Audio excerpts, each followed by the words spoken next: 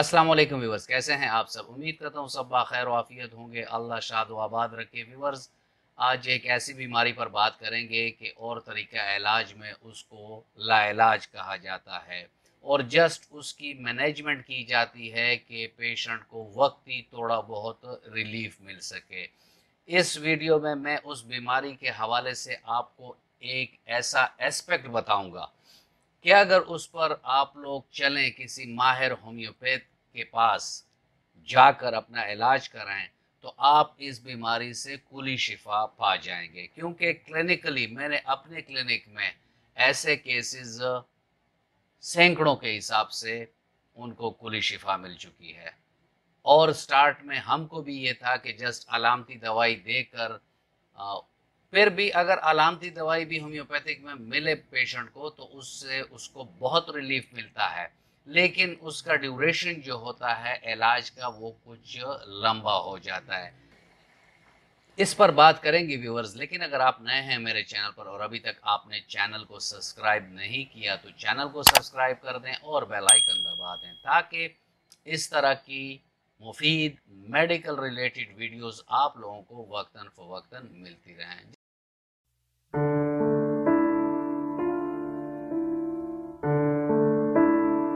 जिस तरह व्यूअर्स मैंने आपसे अर्ज़ किया कि ये ऑटो इम्यून डिजीज़ है और इसका इलाज और तरीका इलाज में बहुत मुश्किल होता है, बल्कि नामुमकिन ही कह लें, क्योंकि अभी तक रिसर्च में कोई ऐसी बात सामने नहीं आई कि ये पेशेंट जिनका आर फैक्टर पॉजिटिव था वो नेगेटिव हो गया है।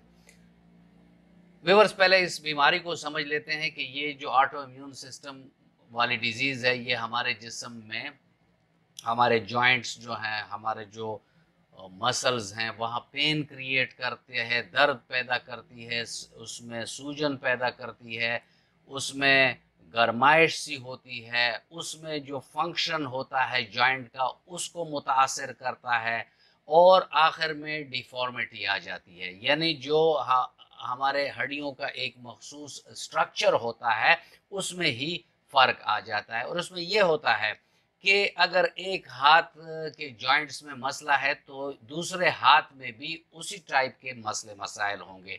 अगर एक घुटने और जो हमारी एंकल का जॉइंट है नीचे पैर वाला, अगर उसमें फ़र्क आ रहा है तो दूसरे में भी वो फ़र्क आएगा। ये इसमें व्यूअर जैसे मैंने कहा कि मतलब साइमेट्रिकल इसका अकरेंस होता है, यानी अगर एक तरफ के जिस्म के जॉइंट्स में वो मसला है तो दूसरी तरफ के बॉडी के जॉइंट्स में भी मसला होगा और मेनली उसमें दर्द पाया जाता है, सूजन पाई जाती है, अकड़न पाई जाती है।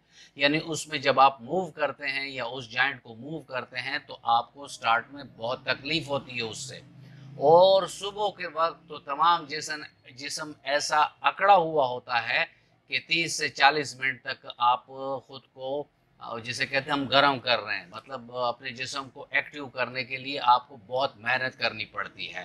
व्यूअर्स, रूमेटॉइड आर्थराइटिस में सिर्फ जॉइंट्स नहीं होते जिसको ये अफेक्ट करता है, जॉइंट्स के अलावा लंग्स हो गया, हार्ट हो गया, आईज हो गई हैं, यानी आंखें, दिल, जिगर, गुर्दे और जिस्म के और निज़ामों पर भी इसके असरात मुरतब होते हैं।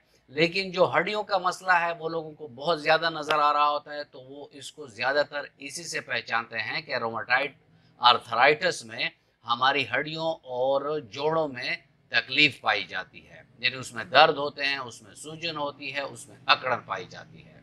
विवर, अब जैसे मैंने बाज़ अलामात तो आपको वीडियो को स्टार्ट में ही अर्ज कर दी थी कि इसमें क्या क्या अलामात होती हैं। उसमें फटीग भी पाई जाता है, पेशेंट में बहुत थकान का एहसास होता है, पेशेंट को लो ग्रेड फीवर होता है, वो आपको बताता है कि मेरे जिस्म में जैसे हल्का बुखार है।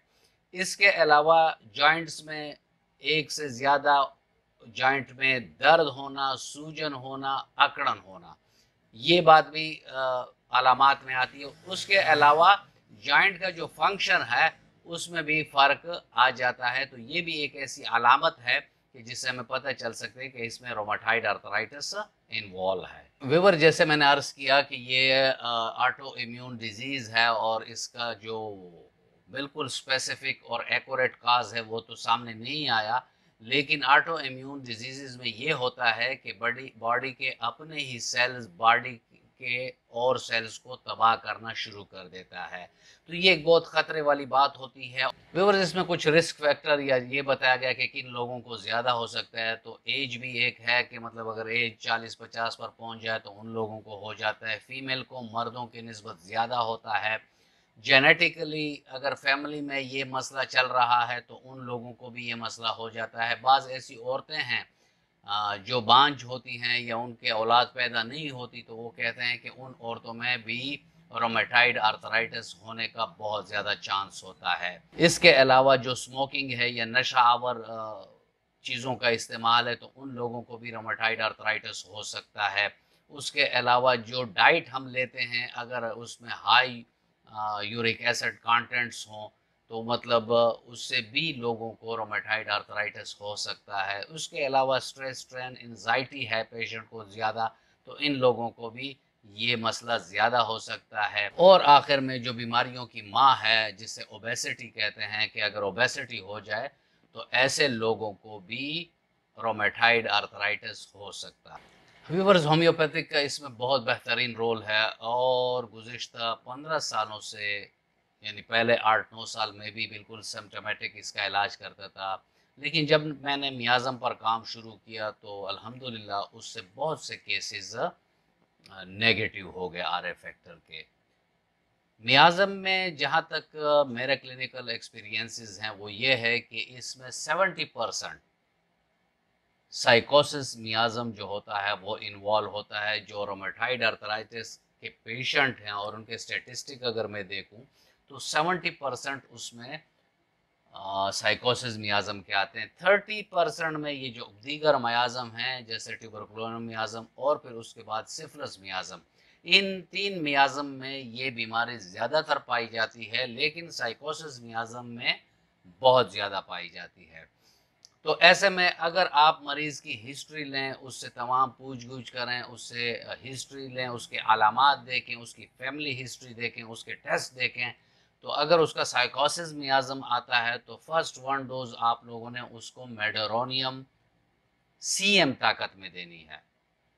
यानी 1 लाख की ताकत में आप उसको देंगे और उसके बाद मतलब पेशेंट को प्लेसिबो के साथ 1 महीने के लिए आप भेज देंगे। इसका एग्रीवेशन सिवियर होगा, वो पेशेंट को आप ऑलरेडी एजुकेट कर दें कि इससे एग्रीवेशन आपको सिवियर होगा यानी दर्दें ज़्यादा हो जाएंगी। साथ में आप लोगों ने उसको ये भी बताना है, ये मैं अपने कोलीग्स डॉक्टर के लिए बात कर रहा हूँ, आम जो लोग हैं इसको अपने आप इस्तेमाल करना शुरू ना करें। सेल्फ मेडिकेशन से आप बचें क्योंकि डॉक्टर को पता होता है कि बीच में आपको फिर कौन सी दवाई अलामात के मुताबिक देनी है ताकि आपकी तकलीफ़ात कम हो जाएं। एग्रीवेशन के लिए सिंपल एक तरीका मैं आपको बताता हूं कि जब भी आप मेडोरेनियम देंगे और एग्रीवेशन होगी पेशेंट में तो उसको आप ये बता दें कि 18 से 20 गिलास उसने पानी पीना है। तो वो पानी अगर पिएगा इस तरीके से तो उसका जो मसला होगा रोमेटाइड आर्थराइटिस के पेन्स का, तो वो पेन बहुत जल्द सबसाइड हो जाएंगी और उसके बॉडी से जो साइकोसिस के जहर हैं वो जिस्म से निकलना शुरू हो जाएंगे और पेशेंट बहुत जल्द रिलीफ पा जाएगा। 1 मंथ के बाद मैंने नीचे डिस्क्रिप्शन में रेमेडीज़ दी हुई हैं अलामात के मुताबिक, उसको आप देख सकते हैं। तो इन अद्वियात में मरीज़ के अलामात के मुताबिक अगर आप दवाई देंगे, या मैं चंद के नाम ले लेता हूँ जैसे रोस्टॉक्स है, ब्रायोनिया है, कास्टिकम है, कॉल्चिकम है, लेडम है, मैगफॉस है, तो ये अद्वियात अलामात के मुताबिक अगर आप मरीज़ को देंगे तो मरीज़ बहुत जल्द शिफायाब हो जाएगा और उसको कुली शिफा मिलेगी।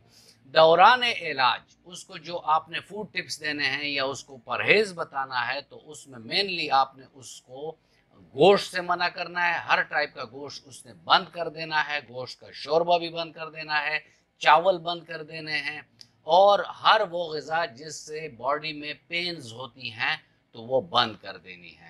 ताज़ा सब्जियों पर रखें, साथ में मेवे पर रखें और उसके अलावा दूध उसको रोज़ाना 2 गिलास पीने के लिए कहें।